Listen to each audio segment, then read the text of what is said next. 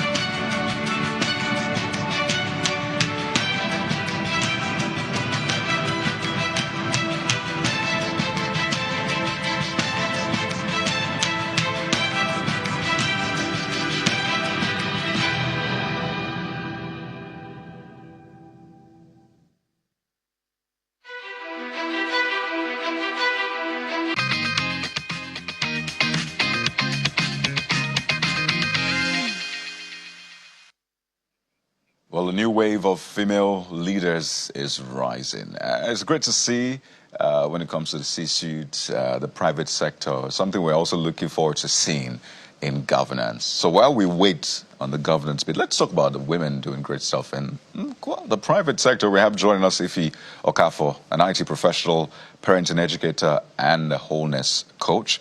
She joins us virtually this morning. You're welcome to the program. Hi, good morning. How's everyone? I want to start from the wholeness coach bit, because I love wholeness, right? What does that mean? Yeah. We'll talk about the other work that you do, but I love the way it sounds, wholeness coach. In fact, it makes me feel good hearing about it. So what is a wholeness about, before we talk about your journey now? Yes, so wholeness is the ability to take a look at your life holistically. The world is such a productive place. We tend to identify people by what they can do, and that usually would be careers or their results. But when you're looking at someone holistically, you're looking at their relationships, their ability to perform in any dimension, whether it's emotionally, physically, mentally. It's also looking at things like their future plans and, trying to make sure that all aspects of your life are moving in tandem. Obviously, you won't be able to do this all the time in every aspect of your life, but the idea is to be able to, from time to time, take a step back, assess, and make sure you're, touching base.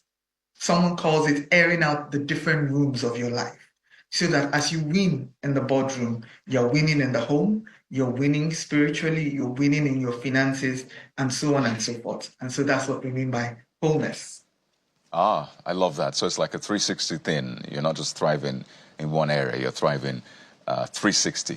And it takes me to the next question. Because what you do is also, you coach parents, particularly in this digital age. Because parenting now is different from parenting 40, 30 years ago. Now it's like extreme sports. Things are happening so fast, you have to try to catch up, right?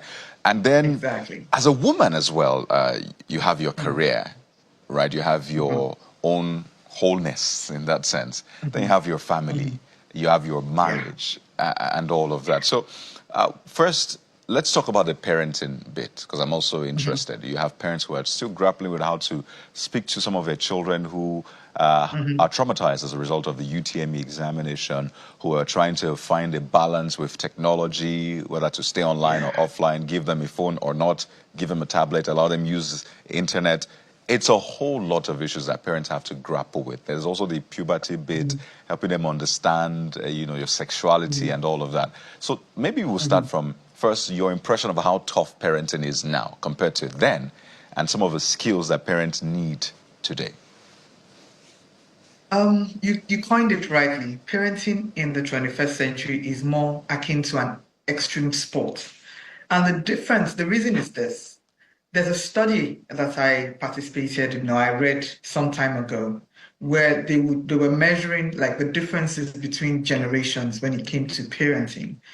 And right now, the difference between our generation and the generation of our parents is equal to what would have been 5 times the difference. And the reason is technology has brought a lot of things in our faces. We're trying to run to catch up. And so we don't even have the privilege to leverage most of what we were raised with because the context is very different. The values are the same, the pillars are the same, but the context, the environment in which you apply these things are completely different. So as a parent today, for example, I would say that there are some skills that you must have that are non-negotiable. First one, communication. Communication is a tool that you cannot compromise with the children of this era. And the reason is simple. They have a lot of places to get information, be it the right information or the wrong information. So you want to be the person that they come to be their source until they're able to get to that age where they can make, full logical decisions on their own. And that requires communication. That requires the humility to listen and listen with the ears that you don't know everything, but you're willing to see it from their perspective so that you can guide them with your wealth of experience. Another thing that is important as a parent in this era is intentionality. Unlike in our era where society raised us all up, I mean, I lived in a street that had 18 houses. And if you did anything, rightfully or wrongfully in that time, you knew that there was a parent, not necessarily even your parent, who was ready to, guide you or advise you or scold you with love if needs be. But we don't really have that now. So now we need to be able to, be intentional about what we want. How do we view our children?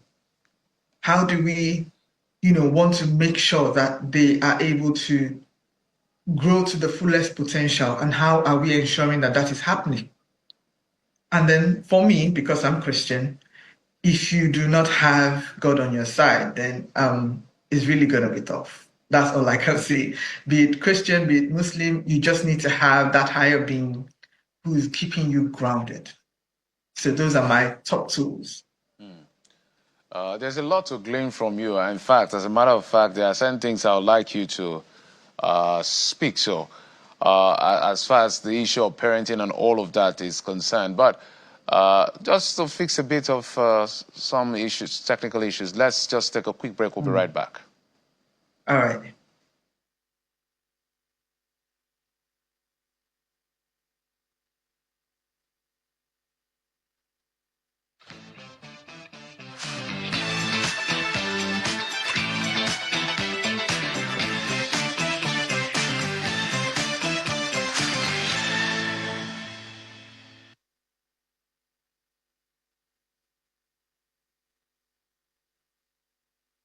How does double digits affect your purchasing power? What about ballooning debt profile and scarce FX? How's that affecting your business?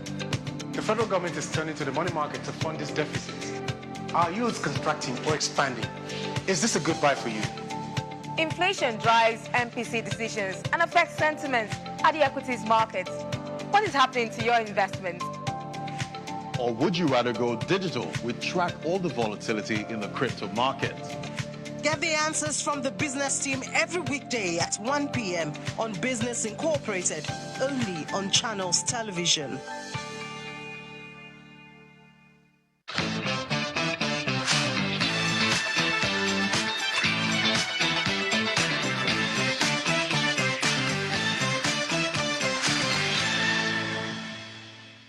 Okay, so let's get back to that conversation with Mrs. Ife on this one. So I said I want to throw a few words at you for you to speak to. They are just words because we live in an era that is quite tricky.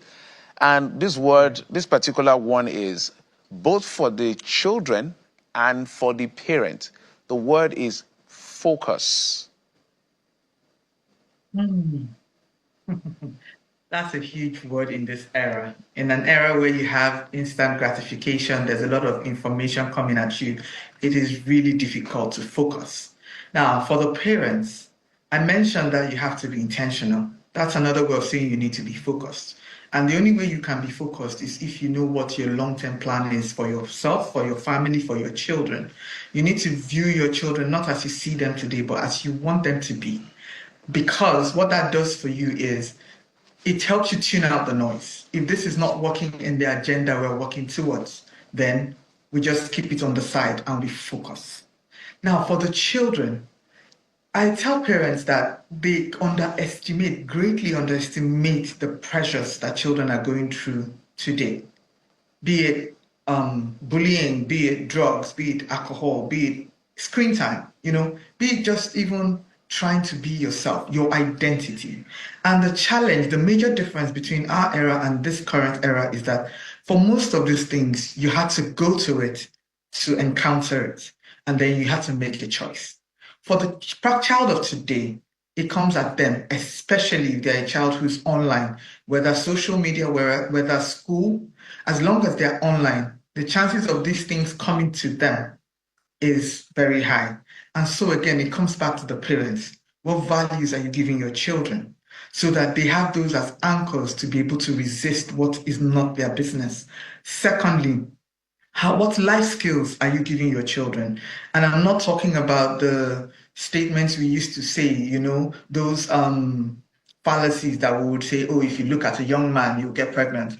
You need to give children real hard, information and give them skills with which they would avoid it. So for my teens, for example, we've actually had the conversation of what to do if you go for a party, even if it's a house party, and you feel funny. What's the first phone number you call? They need to know instinctively that the first number they should call is mom or dad. That conversation needs to be had, and that has to be registered in their brain so that we don't pray for it to happen. But should it happen, they already have an established line of action to be able to take. And so for children, focus is different from when we were children. They have a lot of pressure academically, they have a lot of social pressures, and as parents, we need to have those conversations so that they can align their values with whatever it is they're working towards and not get distracted. As you can see, it comes back to communication.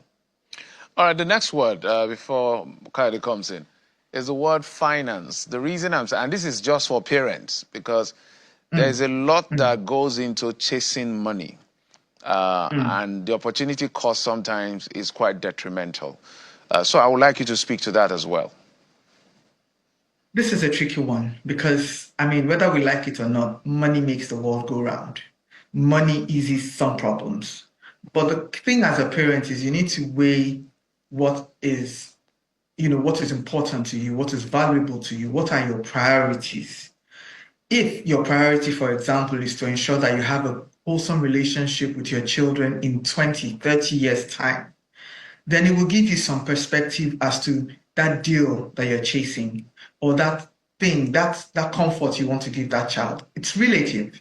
Comfort is relative. There are families who eat 2 meals a day but are bonded and are very happy.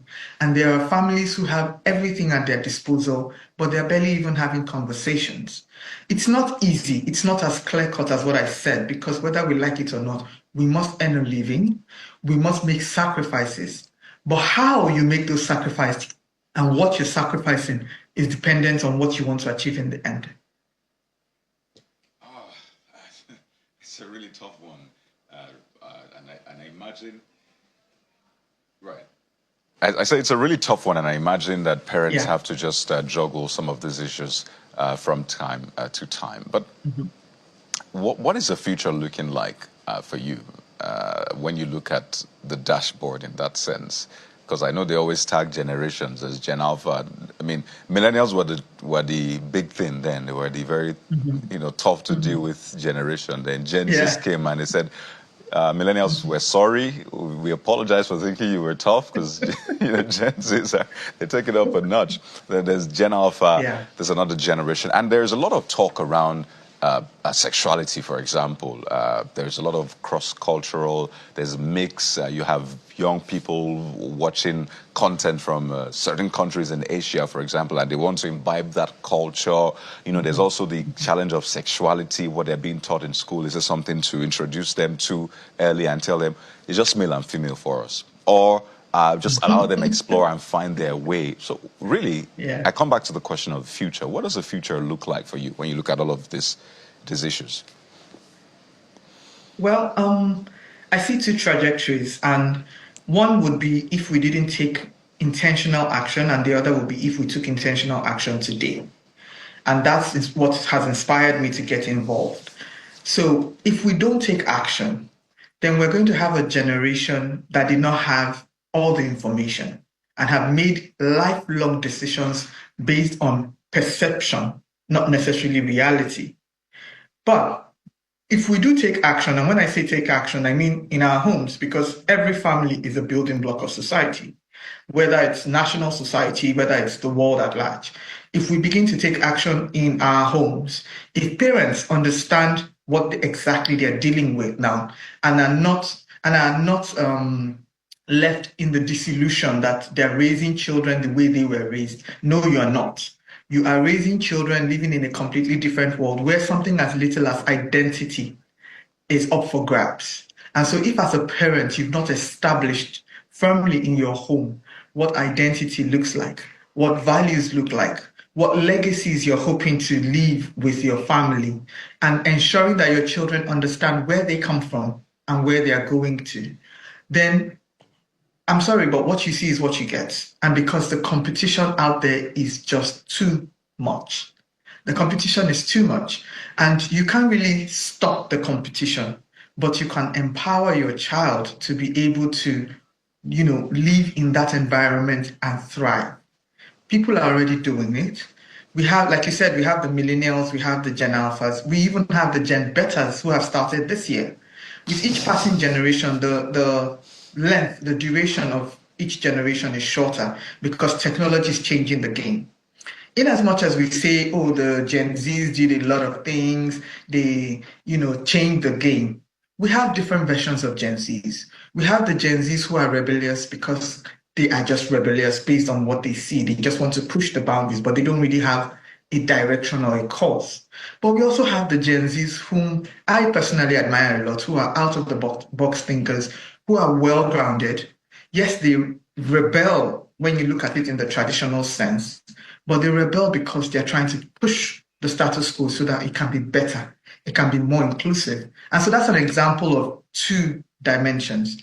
And it's just those dimensions are just going to keep getting wider and wider. And the one that will prevail will be dependent on the families that we raised in the previous generation. So that's what the future is looking like for me. So let's talk about, you're talking about Gen Beta. So let's stay on that before I go to my next question. Next question. Talk to us about what I call, some people call it COVID babies. Now I call them lockdown babies. They're about 5 years old now, because we have to look at all the generations and know what is applicable to them. They were born in a time where the world has not seen that period. In fact, a lot of people that are alive today have never seen 2020 and may never see it again, hopefully. And so talk to us about that particular generation and people, how to handle them in the future. Since we're in the Gen Zs and Gen Beta conversation, let's just exhaust it, and then I'll go to the next question. All right. So I'm a mom of Gen Zs and Gen Alphas. So my youngest is a Gen Alpha. He's not a COVID baby, he's older than that. But ironically, the COVID babies, the lockdown babies, are also later Gen Alphas.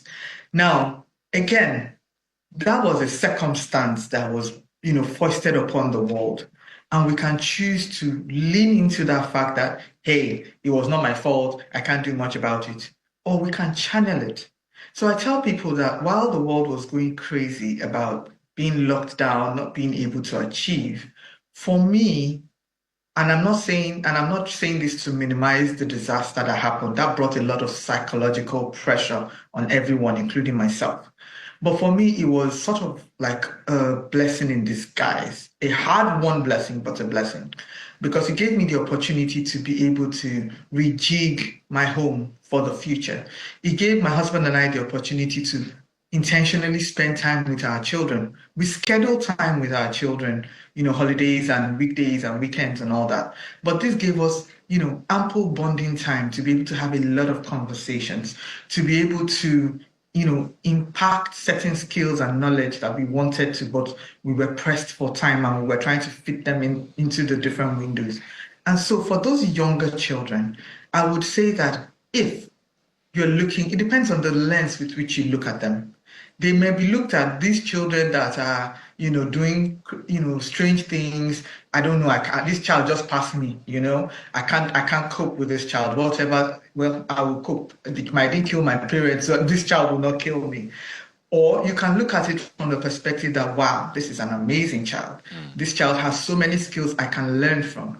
This child is far ahead of their time. What can I do? What skills can I get that would help me be a better parent, a guide, a mentor to such a child? Right. I tell parents that when you're praying, oh, God, make my children leaders in their time, make my children, great, fantastic. I ask them, are you also praying for God to make you the parent who's capable of such, of raising such a leader? Because it's not easy. Absolutely. They will question the status quo.